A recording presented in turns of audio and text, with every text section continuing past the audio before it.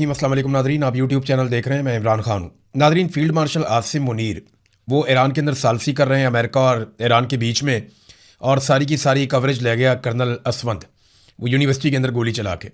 यानी जो सारा मामला डिस्कस होना चाहिए था फील्ड मार्शल का, उनकी सालसी का, यहाँ एक कर्नल साहब उठते हैं, वो गोली चलाते हैं और सारी की सारी कवरेज और सारी तवज्जो अपनी तरफ कर लेते हैं। इस मामले की कुछ मज़ीद चीज़ें मैं आपके सामने रखता हूँ।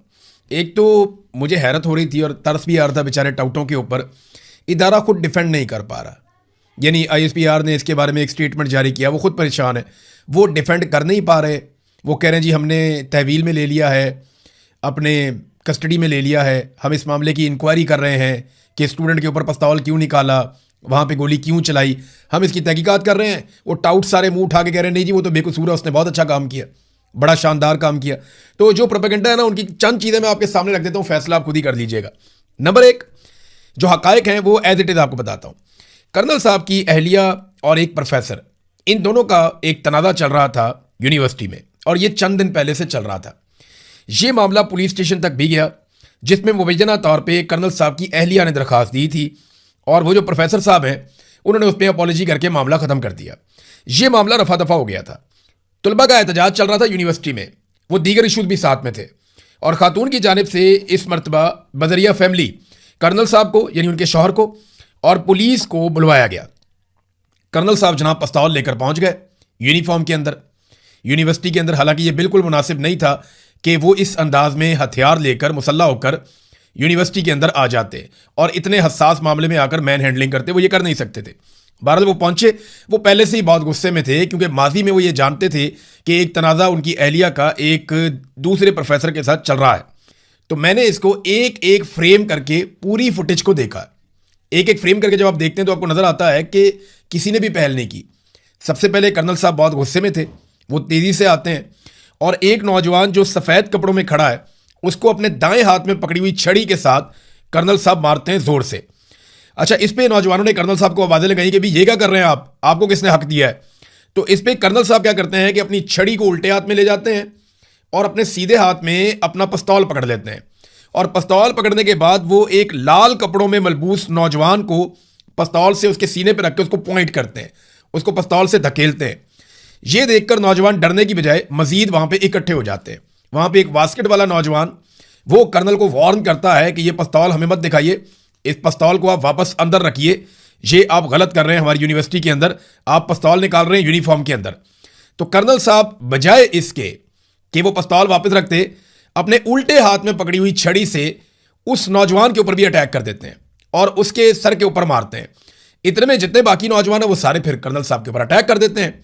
कोई 3-4 सेकंड तक कर्नल साहब को कोई इधर से मार रहा है, कोई इधर से मार रहा है, कोई इधर से खींच रहा है। तो 4-5 सेकंड में कर्नल साहब के हालात तब्दील हो जाते हैं। अब पिस्तौल जो है उसके अंदर गोली चेंबर में नहीं है, अभी तक पिस्तौल में चेंबर में गोली नहीं है, कर्नल साहब ने उसको लोड नहीं किया। इतने में वहां मौजूद पुलिस वाले कर्नल साहब को 5-6-7 सेकंड के अंदर अंदर ही वो रेस्क्यू कर लेते हैं।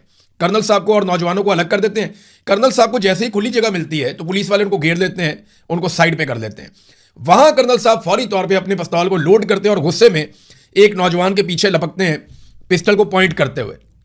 वो नौजवान उस तरफ को जाता है, कर्नल उसके पीछे लपकते हैं और उसको पॉइंट करते हैं। खुशकिस्मती से गोली नहीं चलती।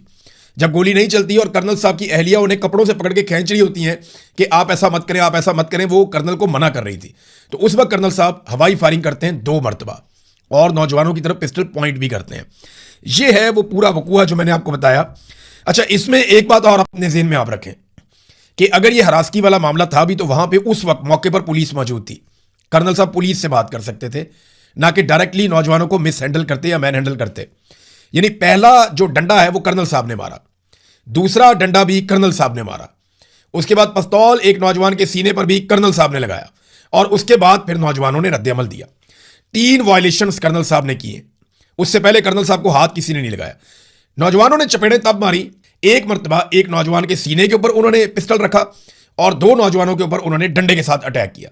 जब ये 3 मरतबा कर्नल ने किया तो फिर नौजवानों ने आगे से चपेड़े मारी या उनका गिरेबान पे उनके हाथ डाला, और फिर कर्नल साहब ने बजाय इसके कि कर्नल साहब पुलिस से मदद लेते, इंतजामिया से बात करते, उन्होंने पिस्तौल लोड किया और वहीं पे फैसला सुना दिया।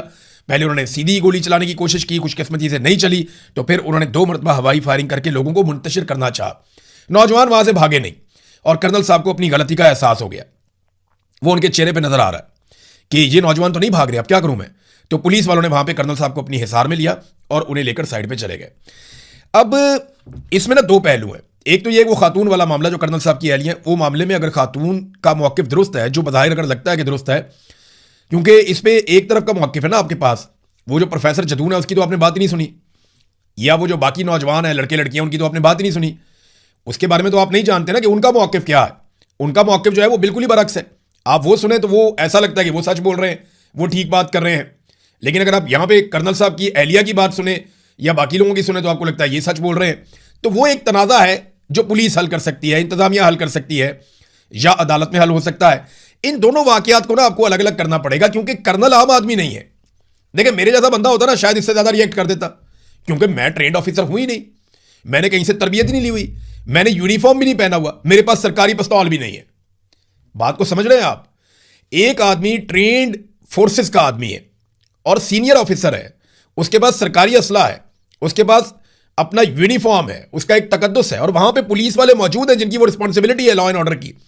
तो वो आदमी कानून अपने हाथ में नहीं ले सकता। और अगर आप माहौल को गौर से देखें तो ऐसा कुछ नहीं था कि खुदा ना खास्ता कर्नल साहब की अहलिया को लोग मार रहे थे। अगर तो कहीं पे एक भी फुटेज ऐसी मिल जाती ना हमें, या कोई ऐसी शिकायत मिल जाती कि नौजवानों ने कर्नल साहब की अहलिया को पत्थर मारना शुरू कर दिया, या उन पर अटैक कर दिया, या उनके साथ खींचातानी शुरू कर दी, तो कर्नल साहब कुछ लेवल तक शायद जस्टिफाई हो जाते। लेकिन कर्नल साहब आए गुस्से में और उन्होंने गुस्से में आकर अटैक किया। अब ये गुस्सा किस बात का है? देखिए गुस्सा इस बात का है कि मैंने यूनिफॉर्म पहना हुआ, मैं बहुत ताकतवर हूं, मेरा इदारा सबसे ज्यादा ताकतवर है, हमारे आगे कौन बोल सकता है। ये है गुस्सा असल में। ब्लडी सिविलियंस की क्या जरूरत है कि वो हमारे सामने बात करें? वो 2 टके के नौजवान है, कीड़े मकोड़े, इनकी क्या औकात है? ये एक्चुअली एक माइंड सेट है और कोई बात नहीं है। ये कर्नल साहब का माइंड सेट था जो वो गुस्से के अंदर आए। अब नौजवान पीछे नहीं उठे तो कर्नल साहब को अपनी गलती का एहसास हो गया। आप पूरी फुटेज निकाल के 10 दफा देखें, ये छोटा टोटा ना देखें, पूरी फुटेज निकाल के देखें, 10 मरतबा देखें, आपको पता चलेगा कर्नल साहब ने ही पहले 3 मरतबा उकसाया लड़ाई पे। 1 मरतबा डंडा मारा, फिर पिस्तौल सीने पे मारा, उसके बाद दोबारा डंडा मारा, और उसके बाद कर्नल साहब के ऊपर अटैक हो गया। फिर कर्नल साहब ने जो है वो बजाय, जब पुलिस ने कर्नल साहब को रेस्क्यू करके साइड पे कर दिया, तो कर्नल साहब बजाय साइड पे होने के उनकी गैरत ने गवारा नहीं किया, उन्होंने फौरन पिस्तौल लोड किया। और इस बीच में कर्नल साहब की अहलिया को किसी ने उंगली तक नहीं लगाई। पूरा सिस्टम तलबा और उनके घर वालों को और यूनिवर्सिटी वालों को हरासा करने पर तुला हुआ है। और याद रखिएगा, ये जो कुछ भी हुआ ना, आप सोशल मीडिया पे देख लें, आवाम के अंदर देख लें जज्बात, तो लोगों में कितनी नफरत है। और ये नफरत लोगों ने नहीं फैलाई, ये नफरत पाकिस्तान की मिलिट्री एस्टेब्लिशमेंट ने फैलाई है। आपकी अपनी फैलाई हुई नफरत जो है वो अब आपके सामने आ रही है। जिस तरह आपने लोगों को मारा तो लोग अब रद्दमल उसी तरह देते हैं। मुझे याद है अच्छी तरह कि इससे पहले भी ऐसे वाक़यात हुए हैं। वो लोग कहते हैं ना कि जनाब फौज के अंदर एहतसाब का बड़ा अच्छा सिस्टम है और फौज के अंदर बड़ा अच्छा एहतसाब होता है। तो देखिए, अगर फौज के अंदर अच्छा एहतसाब होता ना, तो हमूदुर्रहमान कमीशन की रिपोर्ट के ऊपर एहतसाब हो जाता। आधा मुल्क टूट गया, उसके ऊपर आज तक एहतसाब नहीं हुआ। मार्शल लॉ 4 मरतबा पाकिस्तान में लगाए गए, बार बार पाकिस्तान का आइन तोड़ा गया, 1 मरतबा भी फौज के अंदर एहतसाब नहीं हुआ। कारगिल में सैकड़ों जानें हमने गंवा दी, किसकी गलती से गंवाई, कौन इसके लिए रिस्पॉन्सिबल था, आज तक इसका एहतसाब नहीं हुआ। भारत ने हमारा पूरा सियाचिन का इलाका छीन लिया, उसके लिए कौन रिस्पॉन्सिबल था, किसकी जिम्मेदारी थी, आज तक तायुन नहीं हुआ, कोई एहतसाब नहीं हुआ। कैप्टन हमाद वाला मामला था बलूचिस्तान का, जहां पे डॉक्टर शादिया के साथ रेप का मामला है, मुबैना तौर पे बलूचिस्तान में कोई 10,000 से ज़्यादा लाशें गिर गई उस दिन के बाद से लेकर अब तक। इस मामले पे भी कोई मुहासबा नहीं हुआ। जनूबी पंजाब में पूरे थाने को फेंटी लगाई थी फौजियों ने आके, उस मामले का हमें आज तक नहीं पता चला कि उसके ऊपर क्या कार्रवाई हुई। और भी बेशुमार ऐसी एग्जाम्पल्स हैं। अभी भारत के अंदर एक पुलिस वाले ने बंदूक सीधी की थी सिर्फ नौजवानों के ऊपर, गोली नहीं चलाई, सिर्फ उसने बंदूक सीधी की थी नौजवानों के ऊपर, और उस पुलिस वाले को सजा मिल रही है। उस पुलिस वाले के खिलाफ कार्रवाई हो रही है कि तुम्हारी जुर्रत कैसी हुई कि तुमने नौजवानों की तरफ बंदूक की। हालांकि पुलिस वाले की ड्यूटी थी मॉब को कंट्रोल करने की, लेकिन उसने ये कमजोर हरकत की। अब ये जो कर्नल साहब है, इनकी तो वहां ड्यूटी भी नहीं है, ये उनका काम भी नहीं है। और अगर ये अपनी अहलिया को प्रोटेक्ट कर रहे थे, उनकी हिफाजत कर रहे थे, तो इनकी अहलिया पे आप पूरी वीडियो के अंदर देख लें, कोई ऐसे अटैक नहीं कर रहा था। अग्रेशन कर्नल साहब की तरफ से थी। नौजवान बार बार मना कर रहे थे, कर्नल साहब डंडे पे डंडा मारते जा रहे थे, सीने पे पिस्तौलें मारते जा रहे थे। फिर आखिर उनकी बस हो गई, उन्होंने कहा यार ये क्या बदतमीजी, ये बंदा चढ़ता ही जा रहा है। फिर उन्होंने आगे से मारना शुरू कर दिया। तो अपनी इज्जत जो है वो अपने हाथ के अंदर होती है। ये पैगाम है हर इदारे के लिए और हर ऑफिसर के लिए कि उन्हें इस बात को समझना पड़ेगा। अब नाजरीन, एक चीज और है इसमें, आज मंगल का दिन है, क्योंकि ये अब आज की खबर है, इसकी तरफ आ जाते हैं। आज मंगल का दिन है और इमरान खान साहब की मुलाकात का दिन है। तो ये बड़ा इंपॉर्टेंट दिन है। मुलाकात करवाते हैं या नहीं करवाते, क्योंकि सुप्रीम कोर्ट ऑफ पाकिस्तान के ऑर्डर में 3 बड़ी चीज़ें थी। नंबर 1, अल शिफा अस्पताल में मुंतकिल किया जाए और वहां पे मेडिकल बोर्ड बनाया जाए। नंबर 1 ये था, वो नहीं हुआ। पहली तौहीन अदालत हो गई, अदालत का एक हुक्म नहीं माना गया। दूसरा हुक्म था बच्चों से हफ्ते में 2 मरतबा टेलीफोन पे बात करवाई जाए। वो बात हुई या नहीं हुई अभी पता चल जाएगा। अभी जमाइमा की ट्वीट से तो लगता है बच्चों से बात ही नहीं हुई, लिहाजा ये दूसरा मामला भी तौहीन अदालत में जाएगा। तीसरा मामला ये था कि इमरान खान साहब की मुलाकात उनकी फैमिली से करवाई जाए और जो हफ्ते में एक दिन मुकर्रर है ये मुलाकात जरूर करवाई जाए। सुप्रीम कोर्ट ऑफ पाकिस्तान का ऑर्डर है, किसी और का नहीं है। अब देखना यह है कि ये जो तीसरा ऑर्डर है सुप्रीम कोर्ट ऑफ पाकिस्तान का, आज मंगल का दिन है, आज फैमिली की मुलाकात का दिन है, आज सुप्रीम कोर्ट ऑफ पाकिस्तान के ऑर्डर के ऊपर इमरान खान साहब की उनके खानदान से मुलाकात करवाई जाती है या इस ऑर्डर को भी बूटों के तले रोन दिया जाता है, ये हम आज के दिन में देखेंगे। एक और चीज है बड़ी अजीब सी, मोहसिन नकवी को फरीक ना बनाकर पाकिस्तान तहरीक इंसाफ ने अजीबोगरीब काम किया। यानी जहां मेरे जैसे एक आम आदमी को समझ नहीं आ रही कि यार इसको फरीक क्यों नहीं बनाया, ये रिस्पॉन्सिबल है, आईजी भी इसके अंडर है, कमिश्नर भी इसके अंडर है, इस्लामाबाद का निज़ाम ये कंट्रोल करता है, अस्पताल भी इस्लामाबाद के अंदर है, ये आदमी फरीक क्यों नहीं बना? इसको पाकिस्तान तहरीक इंसाफ ने सारे मामले से बाहर क्यों रख दिया? वजारत दाखिला को इन्वॉल्व किया कि सेक्रेटरी दाखिला इन्वॉल्व है, लेकिन वजीर दाखिला इन्वॉल्व नहीं, ये कैसे हो सकता है? इसको बाहर क्यों रखा? अब जिस तरह मुझे समझ नहीं आ रही ना, ऐसे ही हुकूमत को भी समझ नहीं आ रही। हुकूमत ने उंगलियां उठाना शुरू कर दी। हुकूमती वज़रा कह रहे हैं जी मोहसिन नकवी को क्यों नहीं डाला? नून लीग के जो सहाफ़ी है वो ये कह रहे हैं कि मोहसिन नकवी को भी डालना चाहिए। इसकी 2 वजूहात हैं। एक तो वो ये जानते हैं कि मोहसिन नकवी जिस केस में भी उनके साथ फरीक बनेगा उस केस में वो बच जाएंगे, क्योंकि मोहसिन नकवी जो है उसकी बड़ी अजीजदारी है आसिम मुनीर साहब के साथ। तो इस बुनियाद पे मोहसिन नकवी को तो कुछ हो नहीं सकता जब तक आसिम मुनीर साहब मौजूद हैं। लिहाजा जो भी मोहसिन नकवी के साथ किसी मुकदमे में जाएगा वो बच जाएगा। मोहसिन नकवी अगर साथ होगा तो तौहीन अदालत नहीं लगेगी, अगर वो साथ नहीं होगा तो तौहीन अदालत लग जाएगी। इस बात का खतरा भी है फेडरल गवर्नमेंट को। अब वो इस वजह से बड़े परेशान है। पीएमएलएन कहती है जी मोहसिन नकवी को साथ डालें। दूसरा वो ये भी सोचते हैं कि ये खिचड़ी तो नहीं पक रही कि ये मोहसिन नकवी के साथ मिलकर पीटीआई वाले कोई खिचड़ी पका रहे हो। अगर पका भी रहे ना तो मैं आपको एक बात बताऊं, मोहसिन नकवी आपको वहां रख के मारेगा जहां आपको पानी भी नहीं मिलेगा। ये मैं आपको इसलिए कह रहा हूं कि चौधरी बरादरान के साथ, इस चौधरी खानदान के साथ जो मोहसिन नकवी का ताल्लुक है ना, जो इसने उनके साथ कर दिया ना, किसी का भी सका नहीं हो सकता।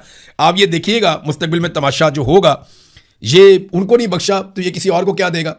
चौधरी खानदान को उनको बख्शा नहीं तो किसी और को क्या देगा? बहरहाल आप देखते जाए होता क्या है। लेकिन पाकिस्तान तहरीक इंसाफ ने बहुत ही अजीबोगरीब काम कर दिया। अच्छा, फजल रहमान साहब के साथ जाकर मिले। फजल रहमान साहब के साथ मुलाकात के बाद इन्होंने पार्लियामेंट के अंदर एक इत्तेहाद बना लिया है, पार्लियामेंट से बाहर इत्तेहाद बनाने की बात कर रहे हैं। 27 सितंबर को अब एहतजाज तो करना पड़ेगा। इमरान खान साहब ने अपने तर्ज अमल से यह मामला तो क्लियर कर दिया, और एक बात बड़ी क्लैरिटी के साथ बहुत सारे जर्नलिस्ट सोर्सेज से बता रहे हैं कि इमरान खान का यह कहना है कि मुझे चाहे ये जेल में रखें, चाहे मुझे अस्पताल में शिफ्ट करें, 27 तारीख वापस नहीं होगी, अब उसके ऊपर तुमने एहतजाज करना है। लेट्स सी, चीज़ों पर नजर रखते हैं, आपके साथ शेयर करेंगे। अब तक के लिए इतने, अपना ख्याल रखिएगा, अपने चैनल का भी। अल्लाह हाफिज़।